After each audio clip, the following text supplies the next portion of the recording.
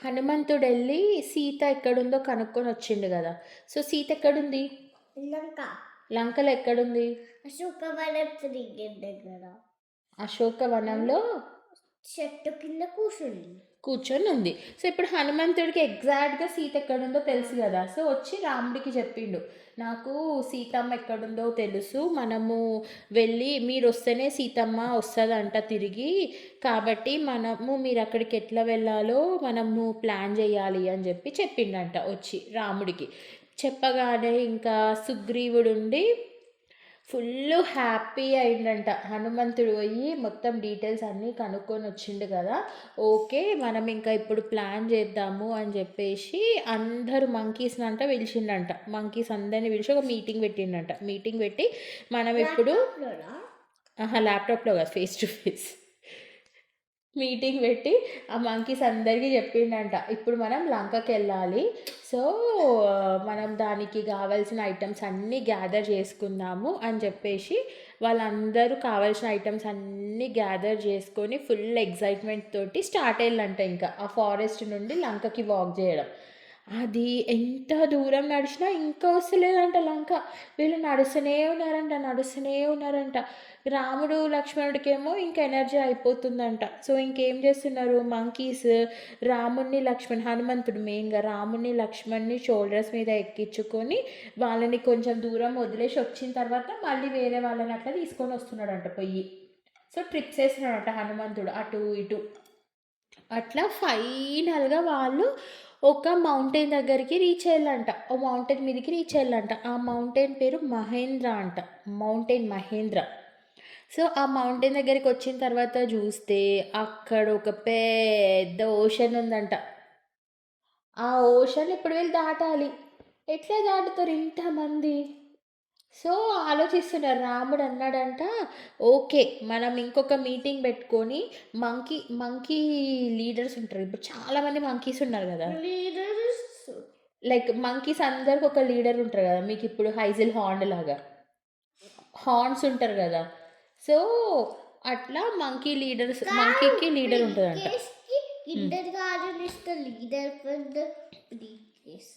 Okay.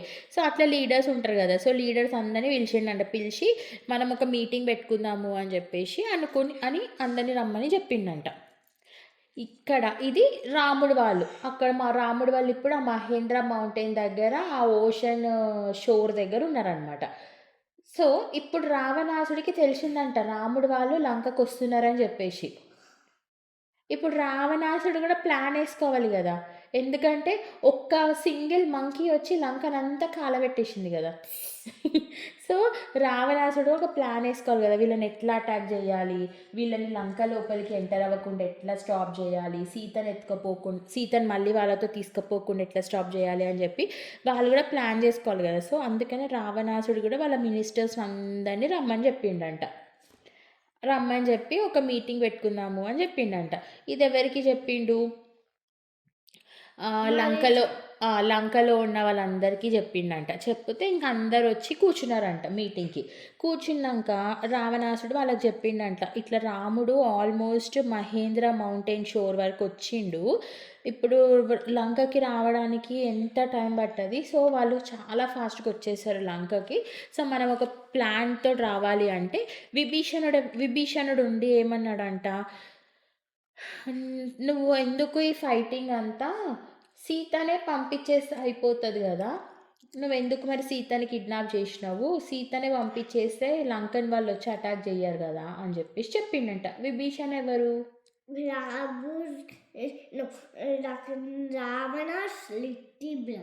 Little brother. Okay. So అట్లా చెప్పేసరికి రావణాసుడికి కోపం వచ్చిందంట. కోపం వచ్చి విభీషణ్ని కింగ్డమ్ నుండి వెళ్ళగొట్టేసిండంట. లంకల నుండి పంపించేసిండంట విభీషణ్ని. రావణాసుడికి కోపం వచ్చింది. సీతని పంపించేయమన్నాడు కదా విభీషణుడు.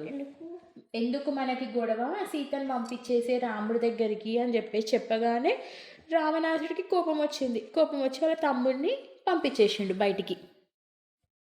మనకి విభీషణ తోటి రామరక్ష స్తోత్రంలో ఒక శ్లోక ఉంది కదా, అది చెప్తావా? చెప్పు.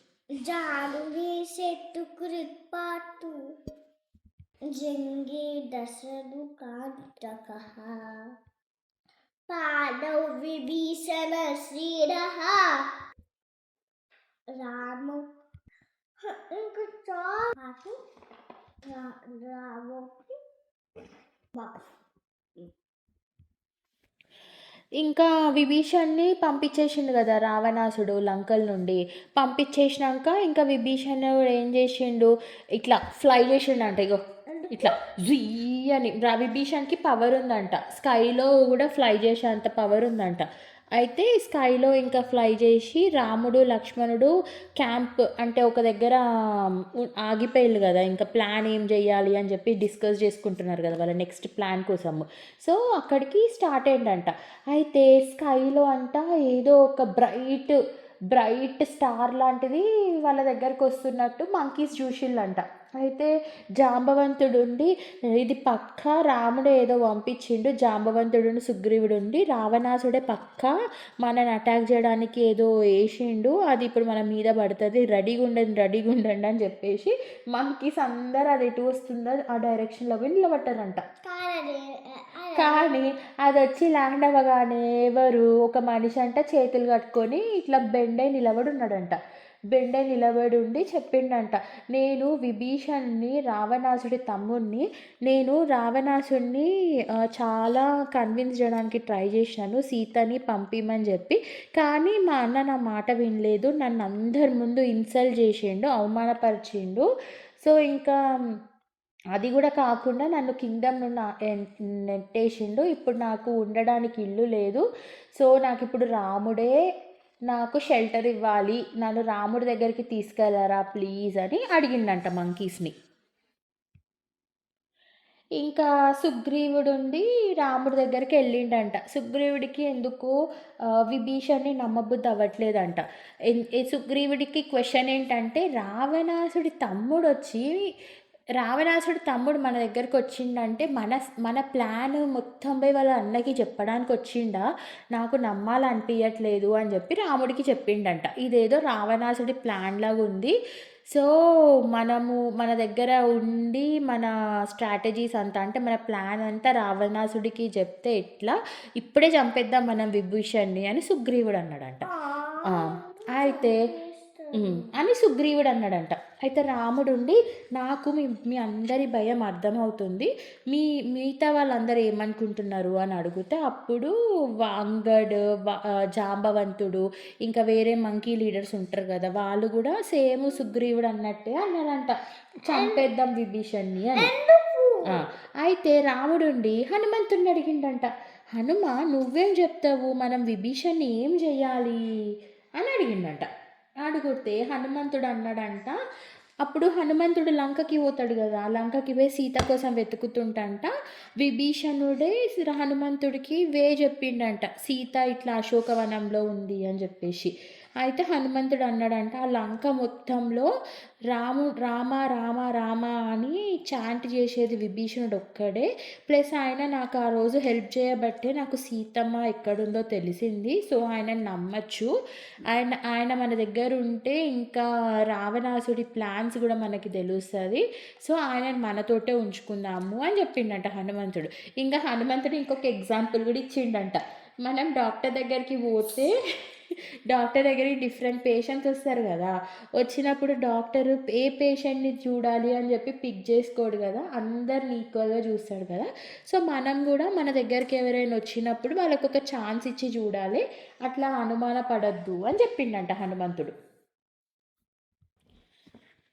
సో ఇంకా హనుమంతుడు చెప్పిన ఎగ్జాంపుల్, ఇంకా హనుమంతుడు విభీషణ గురించి చెప్పిన దానికి రాముడు కన్విన్స్ అయ్యి ఓకే మనం విభీషణ్ణి మన దగ్గరనే ఉంచుకుందాము అని చెప్పేసి ఇంకా రాముడు విభీషణుడి దగ్గరికి వెళ్ళేసి విభీషణుడికి వెల్కమ్ చేసిండంట. వెల్కమ్ చేసి ఓకే విభీషణ మీరు మాతోటే ఉండొచ్చు అని చెప్పిండంట. అని చెప్పినాక విభీషణ చాలా థ్యాంక్స్ అని చెప్పిండంట రాముడికి. చెప్తే రాముడు అన్నాడంట, నువ్వే కాదు మీ అన్న రావణాసుడు వచ్చినా కూడా నేను షెల్టర్ ఇస్తాను, నా ఎనిమీస్ కూడా నాకు ఫ్రెండ్సే, ఎందుకంటే అది నా ధర్మము అని చెప్పిండంట.